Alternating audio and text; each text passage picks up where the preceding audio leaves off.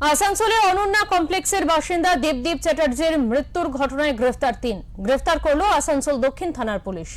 শনিবার রাতে এক সাংবাদিক বৈঠক করে এই কথা জানান ডিসি সেন্ট্রাল ধ্রুব দাস। সাংবাদিক বৈঠকে ডিসি সেন্ট্রাল ধ্রুব দাস বলেন, দেবদীপ চ্যাটার্জির স্ত্রীর অভিযোগের ভিত্তিতে তদন্তে নেমে পুলিশ সিসিটিভি ক্যামেরা ফুটেজ খতিয়ে দেখে আনুষঙ্গিক তদন্তে পুলিশ 3 জনকে গ্রেফতার করেছে। ঘটনার সঙ্গে জড়িত অন্যান্যদের খোঁজে তদন্ত চালাচ্ছে পুলিশ। ঘটনার সঙ্গে এখনো পর্যন্ত রাজনৈতিক কোনো যোগ নেই বলেই জানিয়েছেন তিনি। আসানসোল দক্ষিণ থানার অন্তর্গত আসানসোল দক্ষিণ থানার অন্তর্গত নব অনন্যা হাউজিং কমপ্লেক্সে দেবদীপ চ্যাটার্জি উনি আজকে মারা গেছেন।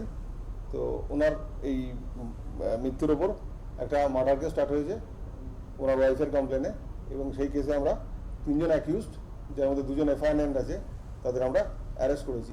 এখনো পর্যন্ত ইনভেস্টিগেশন যতদূর করা হয়েছে তাতে আমরা পেয়েছি এই দেবদীপ চ্যাটার্জি কালকে কোনো একটা প্রাইভেট প্রোগ্রাম অ্যাটেন্ড করে ফিরছিলেন। ভগৎ সিং মোড়ের কাছে কোনো একটা দোকানের সামনে অ্যাকিউজ শুভজিৎ মণ্ডলের সঙ্গে ওনার কিছু ঝামেলা হয়, এবং তারপর তিনি ওখান থেকে বেরিয়ে যান এবং পাঁচফুলিয়া যে রেলওয়ে টানেলটা আছে সেই টানেল পার করে গিয়ে আরেকজন অ্যাকিউজ যে রবিউল আলম আছে, সেও মোটর বাইকে করে এইচএলজি মোড়ের দিকে যাচ্ছিল। তার সঙ্গে আবার কিছু ইস্যু হয়, তো এবং তাতে কিছু কথা কাটাকাটি হয়। দুজনে ওখানে মোটর বাইক থামায় এবং ওখানে রবিউল আলম দেবদীপকে মারেন।